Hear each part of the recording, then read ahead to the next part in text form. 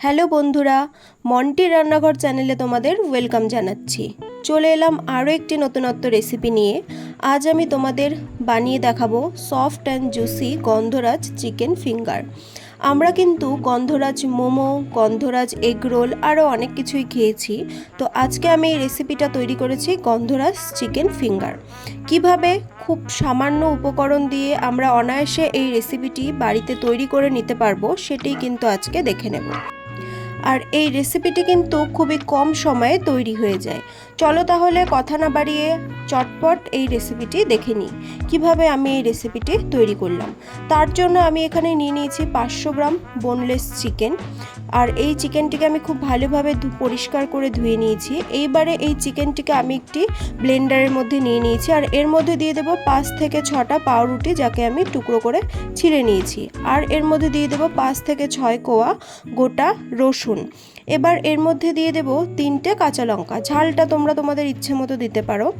এবার দিয়ে দেবো 1 ইঞ্চের মতো আদার খণ্ড, মানে ওই 1 টুকরো মতো আদার খণ্ড। এবার এটাকে খুব ভালো করে ব্লেন্ড করে নেব। দেখো খুব ভালো করে কিন্তু আমি ব্লেন্ড করে নিয়েছি।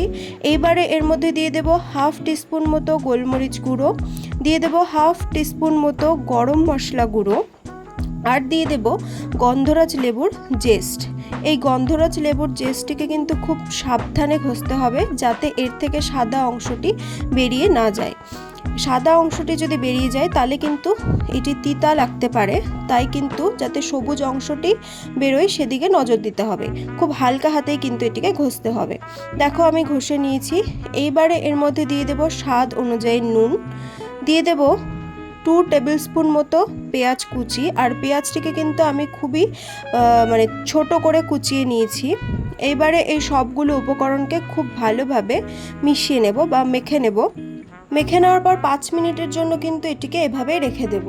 তারপরে দেখো 5 মিনিট পরে এর মধ্যে আমি মিশিয়ে নেব 1 টেবিল স্পুন মতো বাটার। বাটারটিকে কিন্তু তোমরা হালকা মেল্ট করে তারপর ঠান্ডা করেও এর মধ্যে দিতে পারো। আমি মেল্ট করিনি, যেহেতু গরম তাই বাটারটা আমি এভাবেই দিয়েছি। এইবারে আলাদা একটি বাটিতে আমি একটা ডিম নিয়ে নিয়েছি আর এর মধ্যে দিয়ে দেব 2 টেবিল স্পুন মতো ময়দা।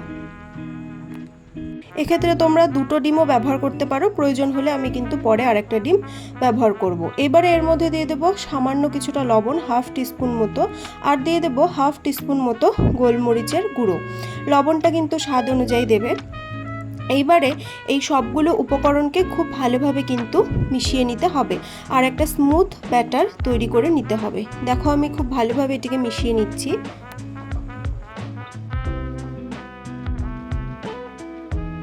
এইবারে হাতে কিছুটা তেল মাখিয়ে নিয়ে এই চিকেনের ফিঙ্গারের শেপগুলো দেব। তার জন্য কিছুটা চিকেন নিয়ে প্রথমে এরকম মুটমুট করে নেব আর মুটমুট করে কিন্তু এটিকে ফিঙ্গারের মতো শেপ দিতে হবে। তারপরে এই ফিঙ্গারগুলোকে কিন্তু আমি প্রথমে মুট করার পরে আমি এটিকে প্রথমে ডিমের গোলার মধ্যে দেব, তারপরে কিন্তু ব্রেড ক্রাম্বসের মধ্যে এটিকে কোট করে নেব। দেখো এটিকে প্রথমে আমি ডিমের গোলার মধ্যে দিলাম, তারপরে এটিকে ব্রেড ক্রাম্বসের ওপর দিয়ে ভালোভাবে কোট করে নেব। তারপরে কিন্তু এটিতে ফিঙ্গারের শেপ আসবে।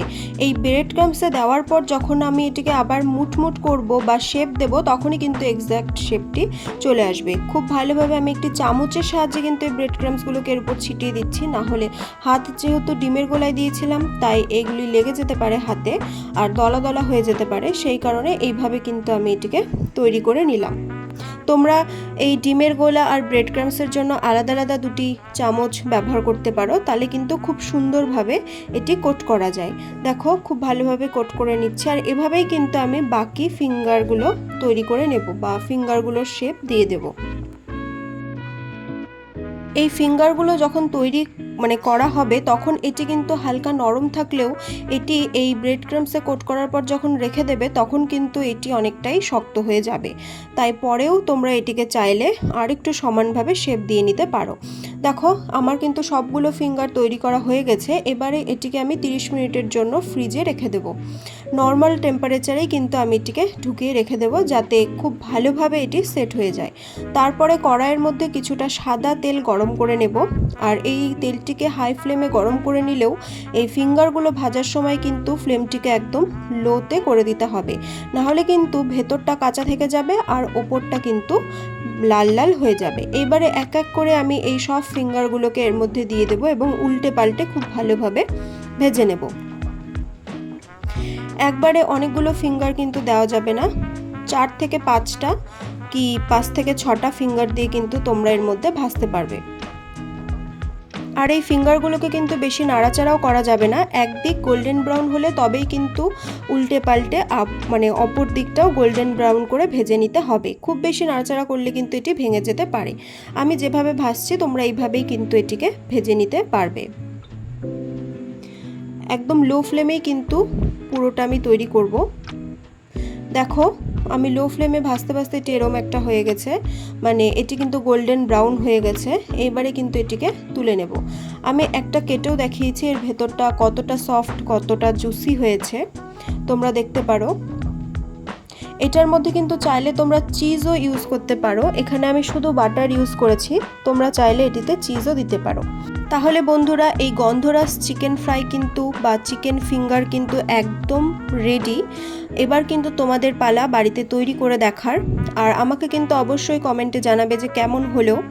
আর তোমরা এটি বাড়িতে তৈরি করে খেয়ে দেখবে, আশা করছি তোমাদের খুব ভালো লাগবে। এই বৃষ্টির দিনে কিন্তু অবশ্যই বাড়িতে তোমরা একদিন এই রেসিপিটি তৈরি করে দেখবে, আশা করছি তোমাদের খুব ভালো লাগবে। আমার এই রেসিপিটি যদি তোমাদের ভালো লাগে তাহলে অবশ্যই ভিডিওটি লাইক করবে, শেয়ার করবে এবং চ্যানেলটিকে সাবস্ক্রাইব করে পাশে থাকবে। আরও নতুন নতুন রেসিপি পাওয়ার জন্য অবশ্যই বেল আইকনটিকে প্রেস করে রাখবে। আজ তবে চলি, দেখা হবে অন্য কোনো রেসিপি নিয়ে। Thank you.